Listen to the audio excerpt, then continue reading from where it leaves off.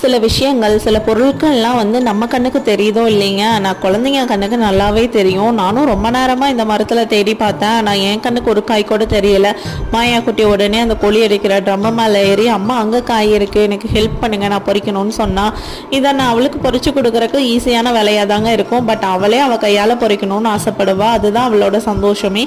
சரின்னு நானும் ஹெல்ப் பண்ண அவங்களும் ஹாப்பியாக பறிச்சிட்டாங்க. எங்களோட நாட்களில் முக்கால்வாசி நேரம் இப்படி தாங்க இருக்கும். அவள் ஏதோ ஒன்று ஆசைப்படுவா, ஆனால் அவளாக தான் செய்யணும்னு நினைப்பா. அதுக்கு டைம் எக்ஸ்ட்ராவாக தான் ஆகும். நான் அந்த வேலையை செஞ்சு முடிச்சிட்டேன்னா ஈஸியாக நான் செஞ்சு முடிச்சிடுவேன், டைமும் மிச்சம் பண்ணலாம். ஆனால் அது வந்து அவள் ஒத்துக்க மாட்டா. அவளோட முயற்சியும் நம்ம வந்து தடுக்கக்கூடாதுன்னு அவளுக்கு தான் மோஸ்ட்லி நான் ஹெல்ப் பண்ணிட்டு தான் இருப்பேன்.